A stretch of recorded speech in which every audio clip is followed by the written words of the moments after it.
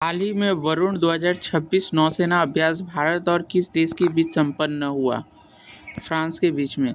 यह एक वार्षिक द्विपक्षीय अभ्यास है जो दोनों देशों के बीच रणनीतिक संबंधों और समुद्री सुरक्षा सहयोग को मजबूत करता है।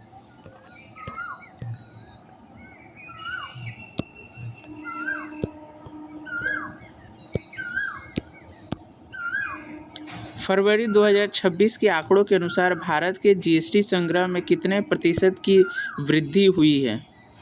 11% की। घरेलू उपभोग में मजबूती के कारण यह वृद्धि हुई है, जो भारतीय अर्थव्यवस्था की सकारात्मक स्थिति को दर्शाती है।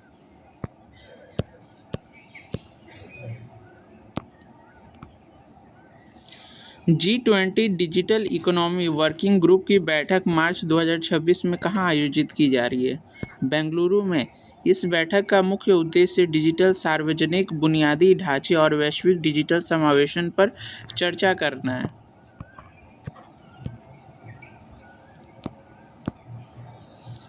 इसरो ने हाल ही में किस मिशन के लिए क्रायोजेनिक इंजन का सफल परीक्षण किया है?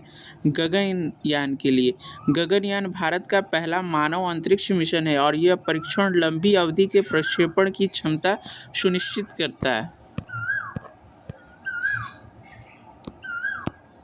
भारत और फ्रांस ने किस महत्वपूर्ण रक्षा उपकरण के सह विकास के लिए समझौता किया है?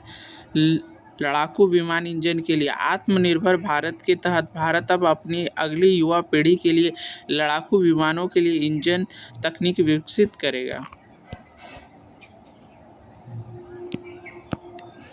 हाल ही में किस भारतीय राज्य ने अपनी पहली एआई संचालित स्मार्ट ट्रैफिक प्रणाली शुरू की है? केरल ने। केरल ने यातायात उल्लंघन को कम करने और सड़क सुरक्षा बढ़ाने के लिए पूरी तरह से एआई आधारित कैमरों का नेटवर्क शुरू किया है।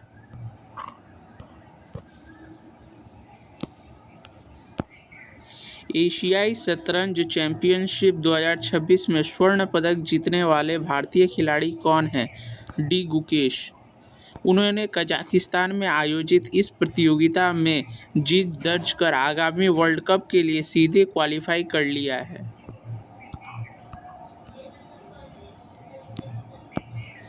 केंद्र सरकार ने हाल ही में किस फसल के न्यूनतम समर्थन मूल्य में 7% की विशेष वृद्धि की घोषणा की है?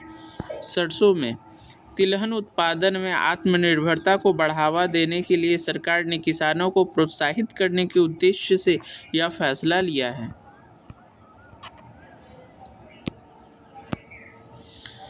विश्व वन्यजीव दिवस 2026 की थीम क्या रखी गई है? Connecting people and planet. यह दिवस हर साल 3 मार्च को मनाया जाता है ताकि वन्य जीवों के संरक्षण के प्रति वैश्विक जागरूकता बढ़ाई जा सके। हाल ही में चर्चा में रहा आईएनएस जटायु क्या है? लक्षद्वीप में नया नौसैनिक बेस। हिंद महासागर में सुरक्षा निगरानी बढ़ाने के लिए मिनिकॉय द्वीप लक्षद्वीप पर इस नए बेस का उद्घाटन किया गया है।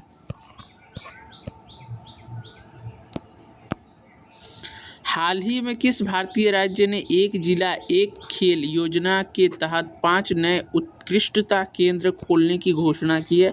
उत्तर प्रदेश ने। स्थानीय खेल प्रतिभाओं को विश्व स्तर पर तैयार करने के लिए राज्य सरकार ने यह बड़ा कदम उठाया है। एक्सरसाइज डिजर्ट नाइट 2026 में भारत के साथ किन 2 देशों की वायुसेना ने हिस्सा लिया? फ्रांस और यूएई की सेनाओं ने। यह अभ्यास अरब सागर के ऊपर आयोजित किया गया, जिसका उद्देश्य वायुसेनाओं के बीच परिचालन तालमेल बढ़ाना था। भारत के किस संस्थान ने हाल ही में नैनो यूरिया के बाद अब नैनो डीएपी के बड़े पैमाने पर उत्पादन की मंजूरी दी है? IFFCO इफ़को ने। यह उर्वरक आयात पर निर्भरता कम करेगा और किसानों की लागत घटाने में मदद करेगा। हाल ही में किस देश ने अपनी मुद्रा का 30% अवमूल्यन किया है ताकि अंतर्राष्ट्रीय मुद्रा कोष से सहायता प्राप्त की जा सके? मिस्र ने। आर्थिक संकट से जूझ रहे मिस्र ने अपनी अर्थव्यवस्था को स्थिर करने के लिए यह कड़ा कदम उठाया है।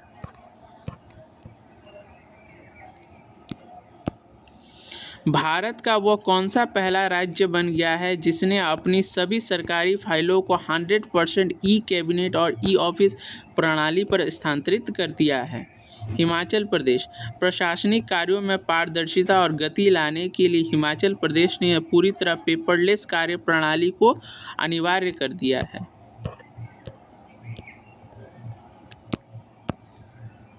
हाल ही में स्वच्छ सर्वेक्षण 2026 के शुरुआती रुझानों में किस शहर ने 7 स्टार कचरा मुक्त शहर का दर्जा बरकरार रखा है? इंदौर ने। इंदौर लगातार अपनी स्वच्छता रैंकिंग में शीर्ष पर बना हुआ है और अपने अपशिष्ट प्रबंधन के लिए नए मानक स्थापित कर रहा है। भारत के चुनाव आयोग ने मतदान प्रतिशत बढ़ाने के लिए हाल ही में किसे अपना नेशनल आइकन नियुक्त किया है? शीतल देवी पैरा आर्चर को। युवाओं और दिव्यांगजनों को प्रेरित करने के लिए विश्व की पहली बिना हाथों वाली महिला तीरंदाज शीतल देवी को ये जिम्मेदारी दी गई है। किस देश ने हाल ही में दुनिया का पहला लकड़ी का उपग्रह सफलतापूर्वक अंतरिक्ष में भेजा है? जापान ने। क्योटो विश्वविद्यालय और सुमितोमो फॉरेस्ट द्वारा विकसित यह उपग्रह अंतरिक्ष मलबे को कम करने के लिए एक प्रयोग है। हाल ही में केंद्र सरकार ने पीएम सूर्य घर मुफ्त बिजली योजना के लिए कितने करोड़ रुपए आवंटित किया है? 75,000 करोड़ रुपए। इस योजना का लक्ष्य 1 करोड़ घरों को हर महीने 300 यूनिट तक मुफ्त बिजली प्रदान करना है। किस संस्था ने world employment and social outlook 2026 report जारी की है?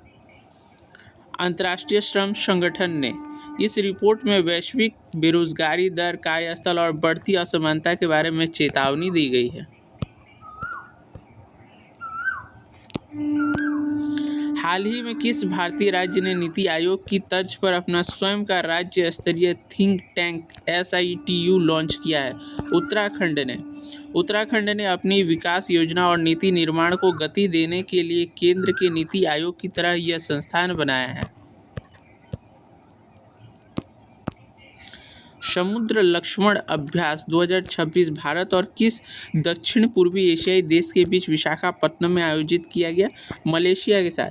यह दोनों देशों के बीच समुद्री सुरक्षा और अंतर संचालनीयता को बढ़ाने के लिए एक महत्वपूर्ण नौसैनिक अभ्यास है।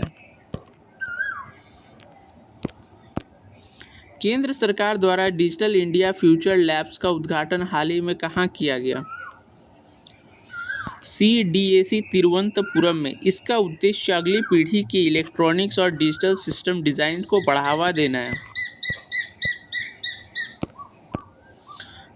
हाल ही में किस देश ने मृत्यु दंड को पूरी तरह समाप्त करने के लिए अपने संविधान में संशोधित किया? जाम्बिया ने। अफ्रीकी देश जाम्बिया ने मानव अधिकारों की दिशा में एक बड़ा कदम उठाते हुए फांसी की सजा को औपचारिक रूप से खत्म कर दिया है। ऑपरेशन क्लीन, जो हाल ही में खबरों में रहा, किस राज्य की पुलिस द्वारा नशा मुक्त अभियान के तहत चलाया गया? पंजाब। पंजाब पुलिस ने राज्य में नशीले पदार्थों की तस्करी को जड़ से खत्म करने के लिए इस विशेष अभियान के तहत छापेमारी की।